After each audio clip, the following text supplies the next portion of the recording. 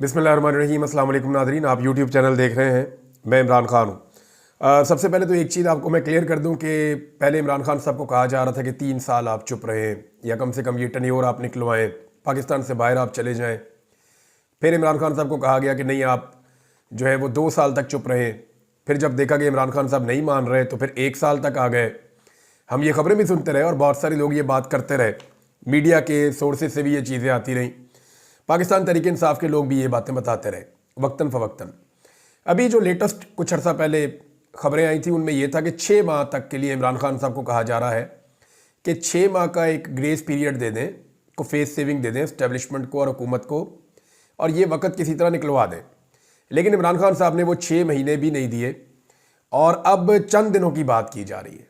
यानी ये कहा जा रहा है कि चंद दिन तो इमरान खान साहब खामोश रहें ताकि कोई मामला हल हो जाए, मुज़ाकरात किसी नतीजे पे पहुंच जाए या दोनों तरफ से कोई चीज़ें हो जाए। इमरान खान साहब खामोश होने पर तैयार नहीं है। देखिए, जितना इमरान खान साहब को मैं जानता हूँ या जो उनकी अंडरस्टैंडिंग पाकिस्तान की कौम को हुई है कि एक्चुअली इमरान खान क्या है, तो अपनी मर्जी से तो इमरान खान साहब जितना दिल करे वो चुप रह सकते हैं, जितनी देर तक चाहे वो खामोश रह सकते हैं, वो इसी को एक टेस्ट मैच में बदल सकते हैं। लेकिन अगर इमरान खान की मर्जी नहीं होगी तो ज़बरदस्ती आप उनको चंद दिन तो बहुत दूर की बात है, चंद मिनट भी आप इमरान खान साहब को खामोश नहीं करवा सकते। उन्हें जब मौका मिलेगा वो बात करेंगे और खुलकर बात करेंगे। इमरान खान साहब ने जेल में अपनी फैमिली से, वकला से और मुख्तलिफ लोगों से अलग अलग बात की है। वो जो उनकी बातचीत है वो कंपाइल हो रही है। मैं अगले वीलॉग में आपको बताऊंगा कि एक्चुअली इमरान खान साहब ने क्या स्टेटमेंट दिया है और उनका लेटेस्ट स्टेटमेंट आज के हवाले से क्या है, नेक्स्ट वीलॉग में आ जाएगा। लेकिन चंद चीज़ें जो बाहर आई वो मैं आपके साथ शेयर कर देता हूँ।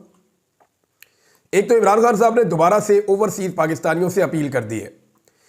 इमरान खान ने कहा कि ओवरसीज़ पाकिस्तानी तरसीलात ज़र जो है उनको रोक दें। ये अलीमा खान साहिबा ने बाहर आके ये बात बताई है और उन्होंने कहा कि मुल्क में कानून की हुक्मरानी बचाने के लिए तरसीलात ज़र की जो मुहिम है उसको रोकने की, उसको भरपूर हिस्सा लेना चाहिए। सारे ओवरसीज़ पाकिस्तानियों को ऐसा करना चाहिए। अलीमा खान साहिबा ने मज़ीद चीज़ें बताई कि तोशाखाना 2 केस खारिज करवाने के लिए हमारे वकला गए थे, क्योंकि ये एक नाजायज़ ट्रायल है जो जेल में जारी है। ये केस सिर्फ इसलिए ज़ेरे समात है ताकि इमरान खान साहब को जेल से ना निकलने दिया जाए। फिर उन्होंने ये भी बताया कि जनाब जो जजेज़ हैं, जूनियर जजेज़, उसके हवाले से भी उन्होंने अपने तहफ़्फ़ुज़ात का इजहार किया। वहाँ पे एक डेवलपमेंट और भी है और वो डेवलपमेंट ये है कि इमरान खान साहब के जो वकील हैं बैरिस्टर सलमान सफदर साहब, उन्होंने दलाइल देने से इनकार कर दिया और उन्होंने इस्लामाबाद हाई कोर्ट में जस्टिस इनाम से ये कहा कि जनाब मुझे तो मेरे क्लाइंट ने कहा है कि मैंने आपके सामने दलाइल नहीं देने। मामला ये है कि आप जूनियर जज हैं, इस मामले को जो है वो सीनियर किसी जज को या किसी अदालत को भेजा जाए। बहरहाल अब देखते हैं कि इस मामले में और क्या होता है, क्योंकि अलीमा खान साहबा कहती हैं कि इसी तरह गुल हसन औरंगज़ेब 1-1.5 साल से इमरान खान के केसेस सुन रहे थे। अब नए जजेस बैठा कर केसेस उनके हवाले कर दिए गए हैं। तो उन्होंने कहा इनका इरादा है कि यहाँ नाजायज़ अदालत से बॉल फेंके तो वहाँ भी एक नाजायज़ अदालत के अंदर जाए और नाजायज़ फ़ैसला हो। इमरान खान को बाहर निकालने का इनका कोई इरादा नहीं है, इसलिए जाली केसेस चला रहे हैं। अलकादर यूनिवर्सिटी के फेक केस में इमरान खान को 14 साल सज़ा दी गई है। उन्होंने कहा ये 26वीं आईनी तरमीम का पहला नतीजा सामने आया है कि इमरान खान साहब का केस उसी जज इनाम मिनहास के सामने लगा दिया गया है और ये 26वीं आईनी तरमीम के नतीजे में नए जजेस आए हैं। अब जो कराची में जजेस आए सिंध हाई कोर्ट में, वो तो हलफ उठा रहे हैं 12 जजेस, और उनके बारे में कहा जा रहा है जी वो सारे के सारे ऐसे जजेस आ रहे हैं कि कराची में सहाफ़ी और इवन जो वकला हैं वो सर पकड़ के बैठे हैं कि ये तमाम लोगों की सियासी वाबस्तगियाँ सबके सामने है, कोई ढकी छुपी बात नहीं है। तो ऐसे कंप्रोमाइज्ड लोगों को जजेस बनाया जा रहा है पाकिस्तान में। तो इंसाफ और कानून का तो अल्लाह हाफ़िज़ है। अब इमरान खान साहब ने एक स्टेटमेंट और दिया है और इसको जेल से बाहर आने वाले सहाफ़ियों ने रिपोर्ट किया। स्टेटमेंट इमरान खान साहब का बड़ा बोल्ड है, ये मैं आपके सामने रख देता हूँ। इमरान खान साहब ने कहा कि अगर कोई समझता है कि हमारे एहतजाज का रास्ता बंद हो गया है तो वो किसी भूल में है। जेल से बैठकर इतने एहतजाज कराऊंगा कि इनकी नस्लें भी याद रखेंगी। ये जनाब इमरान खान साहब का बड़ा सख्त स्टेटमेंट है। इमरान खान साहब ने एक और काम किया, उन्होंने जो कमेटी थी वो तब्दील कर दी है बैनुल-अक़वामी राब्तों वाली। यानी इससे पहले जो कमेटी बनाई थी रऊफ़ हसन साहब थे, उसमें अब एक नई कमेटी बनाई गई है और इस नई कमेटी के अंदर इसके कन्वीनियर जुल्फ़ी बुखारी होंगे, शहबाज गिल इसके अंदर शामिल हैं, आतिफ खान इसके अंदर शामिल हैं और सज्जाद बरकी इसके अंदर शामिल है। यानी इसमें मुझे जो तब्दीली नजर आई वो ये नजर आई कि पाकिस्तान के अंदर से जो लोग हैं उनको निकाल के और जो लोग पाकिस्तान से बाहर मौजूद हैं उनको इमरान खान साहब ने कमेटी में डाला ताकि वो आज़ादी से रब्ते कर सकें और उनके ऊपर दबाव ना डाला जा सके। जो लोग पाकिस्तान के अंदर हैं, जब भी वो कोई रब्ता करते हैं किसी मुल्क से या किसी जगह से, उनको अरेस्ट कर लिया जाता है, अगवा कर लिया जाता है, उनके मोबाइल फ़ोन छीने जाते हैं, उसमें से चीज़ें निकाली जाती हैं। तो मेरे ख्याल में कैपेसिटी की बात नहीं है, ये बड़ी अच्छी इमरान खान साहब ने ये कमेटी बनाई है। और इसमें जुल्फी बुखारी हैं जो इमरान खान साहब के लिए बड़े अरसे से, लंबे अरसे से दौड़ लगा रहे हैं। शहबाज गिल हैं, वो भी इमरान खान साहब के बड़े वफादार साथी हैं। आतिफ खान, आप सब अब अच्छी तरह जानते हैं आतिफ खान को। जितनी भी तंजीमें पाकिस्तान तहरीक इंसाफ के मौक़िफ़ को लेकर चल रही हैं या ओवरसीज़ पाकिस्तानियों की जितनी भी तंजीमें हैं वो सारी आतिफ खान साहब के साथ कोऑर्डिनेशन में रहती हैं। सज्जाद बरकी जो है वो इमरान खान साहब के अजीज़ भी हैं और ये बड़े मुतहर्रिक आदमी हैं अमेरिका में। तो इन सारों को इकट्ठा करके इमरान खान साहब ने अब कमेटी बनाई है और बैनुल अक़वामी राब्ते अब मेरी इत्तला के मुताबिक अब ये लोग तेज़ करेंगे आने वाले दिनों में। नाज़रीन, एक और ख़बर है और वो ये है कि इमरान खान साहब ने इस बात पे बार बार कहा और बार बार उन्होंने अपनी पार्टी को ये ना सिर्फ कहा बल्कि इसके ऊपर एक कमेटी भी बनाई, लेकिन किसी किस्म का अमल दरामद नहीं हुआ। अब इमरान खान साहब की बहन ने दोबारा जेल से बाहर निकल कर ये बात की, तो इसका मतलब है इमरान खान साहब जेल के अंदर इस मामले को लेकर काफ़ी संजीदा है और हो सकता है कि उनका जो अगला स्टेटमेंट आ रहा है उसका ये हिस्सा भी हो। इमरान खान ने कहा कि 1 महीना पहले लापता वर्कर के हवाले से तस्वीर और तफसीलात शेयर करने के लिए हुक्म दिया था। ये उनकी बहन बता रही है कि इमरान खान ने 1 महीना हो गया इस बात को। इमरान खान साहब ने कहा था कि जितने लापता वर्कर्स हैं जो डी चौक से लापता हुए हैं, क्योंकि देखिए डी चौक में जब गोली चली तो उसके बाद जो लाशें मिल गई वो तो 13-14 हैं। कोई 13 क्लेम करता है, कोई 14 क्लेम करता है, लेकिन वो सारी पाकिस्तान तहरीक इंसाफ ने उनका डाटा हर चीज़ अदालत में भी जमा करवाई है। जो लोग जख्मी हुए उनका भी डाटा है, लेकिन जो लोग उस रात से लापता हैं उनमें से कुछ का पता चला फलां जेल में है, कुछ का पता चला फलां जगह पे है, कुछ लोग वापस बादियाब हो गए। लेकिन अभी भी पाकिस्तान तहरीक इंसाफ का क्लेम है कि 30 से ज़ायद लोग, उनके 30 से 40 के बीच में वो बताते हैं, अभी भी लापता हैं जिनके बारे में कुछ मालूम नहीं है। जबकि इस्लामाबाद में सहाफ़ियों से बात करें या ऐनी शाहिदीन से बात करें तो वो कहते हैं उन्हें बहुत इस बात का खदशा है कि वो लोग शायद उस रात वहाँ डी चौक में कत्ल कर दिए गए थे और उनकी लाशें गायब की गई हैं। अब ये 2 अलग अलग चीज़ें हैं, यानी जो बाकी डाटा है वो तो आ गया, लेकिन ये जो लोग हैं जो उस रात से लापता है उनके बारे में ना तस्वीर आ रही है, ना उनकी तफसीलात आ रही है, ना उनकी फैमिलीज़ के इंटरव्यूज़ आ रहे हैं, ना उनके लिए कोई पाकिस्तान तहरीक इंसाफ आवाज़ उठा रही है। मैं तकरीबन हर दूसरे दिन इसके ऊपर बात करता हूँ कि अगर पाकिस्तान तहरीक इंसाफ के किसी रहनुमा का बेटा गायब हो जाए या भाई गायब हो जाए या फैमिली मेम्बर ना मिल रहा हो, लापता हो जाए, तो क्या वो इतने आराम से ही बैठ जाएंगे? मुझे नहीं लगता वो इतने आराम से बैठेंगे और शायद इमरान खान के अलावा किसी को इस बात की इतनी फिक्र भी नहीं है। तो इमरान खान साहब ने जो हुक्म दिया उसको 1 महीना गुजर गया और अभी तक उसके ऊपर किसी किस्म का कोई भी अमल दरामद नहीं हुआ। ये बदकिस्मती है। गंडापुर साहब के हवाले से कुछ लोग खबरें चला रहे थे, लेकिन अभी जो जेल से शुएब शाहीन साहब ने बाहर आकर दावा किया, उन्होंने कहा जी इमरान खान साहब ने कहा है कि अली अमीन गंडापुर को तब्दील करने का कोई आइडिया मेरे जहन में नहीं है। मगर दूसरी तरफ के जो ज़राए हैं उनमें कुछ सहाफ़ती ज़राए भी हैं, कुछ पार्टी के ज़राए भी हैं, वो बदस्तूर ये दावा कर रहे हैं कि अली अमीन गंडापुर साहब को मुबैना तौर पे इमरान खान साहब ने कुछ वक्त की मोहलत दी है और अब इमरान खान साहब ये चाहते हैं कि वो इमरान खान साहब का जो प्लान है उसको एग्जीक्यूट करें और अपने दिमाग से सोचना बंद कर दें।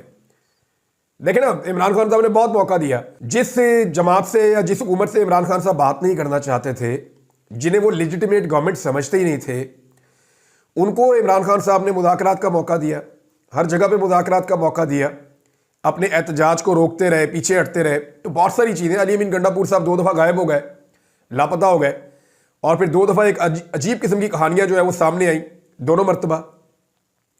तो इस पर इमरान खान साहब ने काफ़ी सब्र किया है और प्लान जो है उनके अपने जो प्लान थे जो इमरान खान साहब जेल से बैठकर बनाते रहे वो एग्जीक्यूट नहीं हो रहे थे। अब इमरान खान साहब ने कहा जी कि मेरा प्लान एग्जीक्यूट करना है, किसी और का प्लान काम नहीं कर रहा।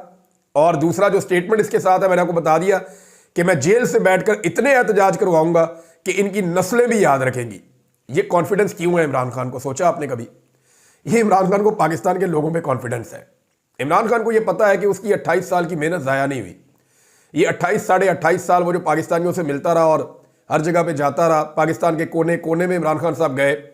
मेरे ख्याल में उनसे ज़्यादा ट्रैवल शायद किसी और लीडर ने ना किया हो पाकिस्तान में। पाकिस्तान के हर कोने तक इमरान खान साहब गए अपनी सियासत के चक्कर में और बाकी दीगर मामलात में। उन्होंने बहुत ट्रैवल किया पाकिस्तान में और बेशुमार लोगों से उन्होंने मुलाकातें भी की हैं। तो जितनी बड़ी सोशल लाइफ इमरान खान ने गुजारी है, उन्हें इस बात का यकीन था कि नौजवान और पाकिस्तानी उनका साथ नहीं छोड़ेंगे। अब उन्हें लगता है कि वो जितने चाहे एहतजाज करवा सकते हैं जेल के अंदर से, और ये बहुत कॉन्फिडेंट आदमी ऐसा स्टेटमेंट दे सकता है जो बहुत मजबूत आसाब का आदमी हो। बहरहाल इमरान खान साहब ये कह रहे हैं, आने वाले दिनों में इसका टेस्ट हो जाएगा कि मामला किस तरफ जाता है। नाज़रीन, एक और जो इंतहाई अफसोसनाक काम किया गया, जो जिस तरह का एक अजीबोगरीब कानून बना दिया है पीका कानून को।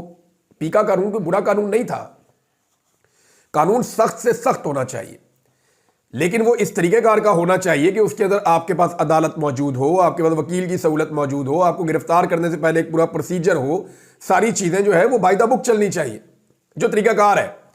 इस दफ़ा तो इन्होंने ऐसा कर दिया जिसको चाहे उठा लें और उठा के बंद कर दें, बाद में देखेंगे इसका करना क्या है।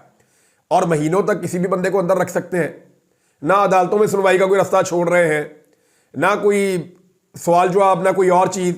यानी आपके हिस्से में, आपके खाते में कोई भी चीज़ डाल दे कोई बंदा और आपको उठाकर जेल में डाल दे, तो 2-2.5 महीने आपको ये साबित करने में, 3 महीने, और अगर आप तगड़े बंदे नहीं है तो आपको 6 महीने, साल भी लग सकता है सिर्फ ये साबित करने में कि ये वाली बात तो मैंने कही नहीं थी। तो ये इस तरह का इन्होंने काला कानून बना दिया। इसके ऊपर सहाफ़ती तंजीमों ने और सहाफ़ियों ने पूरे मुल्क के अंदर एहतजाज किया।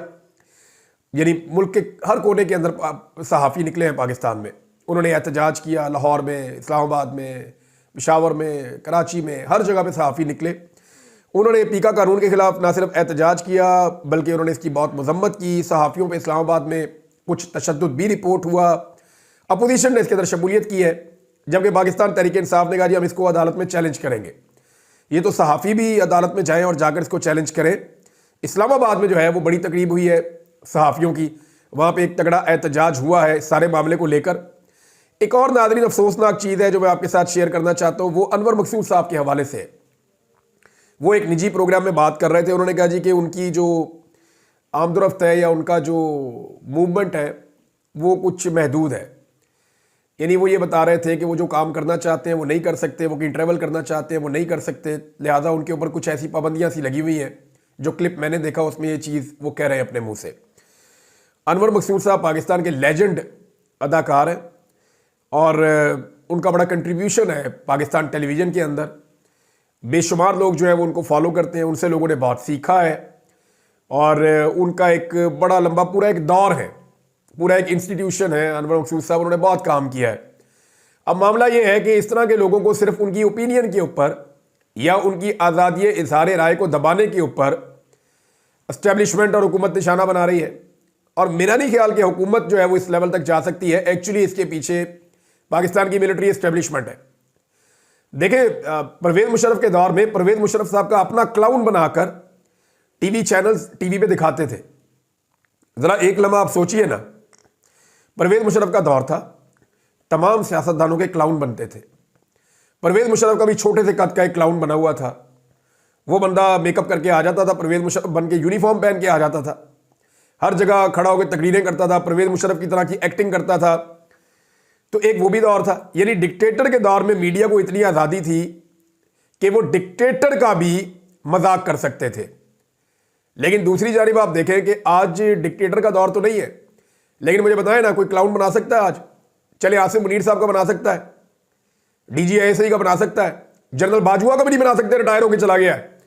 और जनरल बाजवा के हवाले से तो इतनी बड़ी खबर है, आने वाले दिनों में मैं आपको दूंगा कि आपके 14 तबक रोशन हो जाएंगे। जिन लोगों को अभी भी कोई गलत फहमी है जनरल बाजवा के हवाले से, तो खबर बड़ी ज़बरदस्त आने वाली है। बाजवा साहब ने एक गेम डाली है अभी हाल ही में और उसकी तफसीलात मेरे पास पहुंच रही हैं, वो मैं आपके साथ आने वाले दिनों में शेयर करूंगा। नाज़रीन, जस्टिस मोहसिन अख्तर कियानी साहब, इन्होंने एक स्टेटमेंट दिया है। मैं आपको वो खबर पढ़ के सुना देता हूं, आपको आइडिया हो जाएगा। उन्होंने कहा कि 26वीं आईनी तरमीम की बुनियाद एक खत है जिसने पूरे पाकिस्तान के निज़ाम को तब्दील कर दिया है। उम्मीद है कि सुप्रीम कोर्ट का फुल कोर्ट बेंच जो बनेगा वो उसे सुनेगा और यह मसला हल होगा। ये Islamabad high court bar association की तकरीब थी, इससे खिताब कर रहे थे जस्टिस मोहसिन अख्तर कियानी। उन्होंने कहा जी 26वीं आईनी तरमीम की बुनियाद एक खत है जिसने पूरे निज़ाम को बदल कर रख दिया है, मुझे इस खत का जिक्र करने की ज़रूरत नहीं है। फिर उन्होंने जजेस के हवाले से कहा कि डेपुटेशन पे आए हुए जजेस को हम वापस भेजेंगे, मैंने चीफ जस्टिस से दरख्वास्त की है, हम यहाँ इस्लामाबाद के ही जजेस को तैनात करेंगे। यानी डेपुटेशन पे हुकूमत चाह रही है कि कोई सिंध से पकड़े जज, कोई लाहौर से पकड़े जज, कोई पेशावर से, जहाँ से दिल करे अपनी मर्जी के जजेस ला के इस्लामाबाद में इंडक्ट कर दिए जाए। लेकिन उन्होंने कहा जी इसकी मुखालफत करेंगे, इस्लामाबाद से जजेस आने चाहिए। अभी 2 जजेस नए आए भी हैं। मोहसिन अख्तर कियानी साहब की अदालत में अगर आप जाएँ ना नाज़रीन, तो आपको बिल्कुल अलग माहौल मिलता है। मैं स्पेशली केस सुनने के लिए गया था अहमद फरहाद साहब का, तो जिस शफकत के साथ और जिस मेहरबानी के साथ वो केस सुन रहे थे और जिस तरह उन्होंने दबाव डालकर अहमद फरहाद को बाजियाब करवाया चंद दिनों के बाद, तो मैं उन्हें ये कहने पर मजबूर हो गया। मैंने कहा जज साहब अगर आप मेरा केस भी सुन रहे होते, मेरी बदकिस्मती है कि आप नहीं थे, अगर आप मेरा केस भी सुन रहे होते तो मुझे 5 महीने एजेंसियों की हिरासत में ना रहना पड़ता। तो जज साहब ने मुझे वहाँ पे जो है वो उन्होंने कहा जी हम आपकी तकलीफ समझ सकते हैं। उन्होंने मुझे दुआ भी दी उस वक्त। तो मुझे महसूस हुआ कि जज ऐसा होना चाहिए। मैं आमिर फारूक साहब की अदालत में भी गया, मैं बाकी जजेस की अदालत में भी जाता रहता हूँ, तो बहुत कम ऐसा लगता है कि जो सामने बैठा हुआ जज है ना, उसको देख के आपको कॉन्फिडेंस आता है कि नहीं यहाँ से मुझे इंसाफ मिलेगा। तो वो जस्टिस मोहसिन अख्तर कियानी साहब है। अब ये खत कौन सा है जिसका वो जिक्र कर रहे हैं, सारी दुनिया जानती है। ये वो खत है जो 6 जजेस ने लिखा था। उसके बाद पाकिस्तान की अदलिया का हुलिया ही बिगाड़ दिया गया। देखिए यही खत है ना जिससे सारा मामला शुरू हुआ, वरना जजेस तो कभी बोलते ही नहीं थे, खुल के सामने ही नहीं आते थे। पहली ही मरतबा 6 जजेस ने हिम्मत की, वो खड़े हो गए, उन्होंने कहा नहीं हमारे ऊपर इदारे दबाव डाल रहे हैं, हमें एजेंसियां तंग कर रही हैं, हमें हमारा काम नहीं करने दिया जा रहा, रोका जा रहा है। तो जब जज खड़े हो गए, डट गए, तो बाकी सारे बैठ गए। उसके बाद पाकिस्तान के अंदर जो एस्टैब्लिशमेंट है उसने फैसला किया कि भाई जजेस को काबू करो, ये तो मसला बन जाएगा हमेशा के लिए। और अब ऐसी भर्तियां लगातार धड़ाधड़ की जा रही हैं कि पूरी अदलिया का हुलिया 26वीं आईनी तरमीम के बाद बिगाड़ा जा रहा है। अब ये जो कुछ भी हो रहा है ये आपके सामने नाज़रीन, आप ये देख सकते हैं। और अदलिया का इससे बुरा हाल तो कभी नहीं था। तो ये उस खत के नतीजे में हुआ। मोहसिन अख्तर कियानी साहब को ऐसा लगता है, और एग्जैक्टली ये एक हकीकत भी है। नाज़रीन अमेरिका के हवाले से एक बड़ी खबर है, और खबर यह है कि अमेरिका ने पाकिस्तान की इमदाद रोक दी है। यानी जो इमदाद अमेरिका पाकिस्तान को देता था, अमेरिका ने वो इमदाद रोक दी है। ये इमदाद अमेरिका ने सिर्फ पाकिस्तान की नहीं रोकी, और भी मुल्कों की रोकी है। लेकिन इस इमदाद के रुकने से पाकिस्तान को क्या नुकसान होगा, ये तफसीलात मैं आपको बताता हूँ कि तवानाई के 5 शोबे बंद हो जाएंगे बड़े, ज़रूरी तरक्की के 5 बड़े शोबे बंद हो जाएंगे, और मईशत की तरक्की के 4 शोबे बंद होने जा रहे हैं। जमहूरियत, इंसानी हुकूक, गवर्नेंस पर भी जो इमदाद है अमेरिका की वो भी बंद हो रही है। तालीम और सेहत के 8 मनसूबे वो भी बंद होने जा रहे हैं। गवर्नेंस के 11 मनसूबे जो हैं वो बंद होने जा रहे हैं। तो तवानाई के 5, ज़रूरी तरक्की के 5, माशी तरक्की के 4, ये सारे मनसूबे पाकिस्तान में बंद हो रहे हैं। वजह क्या है कि अमरीकी इमदाद रुक गई है। अब जो बाइडन के दौर में, अभी मैं सुन रहा था समी इब्राहिम साहब को, उन्होंने भी अपनी खबर में बताया कि पाकिस्तान ने जो बाइडन रजीम के कहने के ऊपर गालिबन असलहा बेचा है यूक्रेन को, और ये कोई $900 मिलियन का वो बता रहे थे, यानी $1 बिलियन के करीब का असला पाकिस्तान ने शायद बेचा है। और उसके बदले में पाकिस्तान को IMF ने बड़ी सपोर्ट दी है, अमेरिकन गवर्नमेंट ने बड़ी सपोर्ट दी है, बड़ी इमदाद आती रही है पाकिस्तान में। लेकिन अब वो इमदाद नहीं आ रही, क्योंकि जो बाइडन जो है वो सर से उसका हाथ उठ गया है। तो इस इमदाद की बहाली के लिए पाकिस्तान को कामयाब सफारतकारी चाहिए। लेकिन जिस तरह की सफारतकारी वहाँ पे करके आए हैं, सफारती मिशन पर गए हुए मोहसिन नकवी साहब, वो अमेरिका से तो ताल्लुकात ठीक कर नहीं सके, उन्होंने चाइना के साथ भी ताल्लुकात दांव पर लगा दिए। अब पाकिस्तानी वजारत खारजा जो है, महकमा खारजा, वो बार बार सफाइयाँ देता रहता है। कभी वो एक स्टेटमेंट जारी करता है, कभी दूसरा स्टेटमेंट जारी करता है, तो डैमेज कंट्रोल करने की कोशिश कर रहा है। लेकिन डैमेज किया किसने?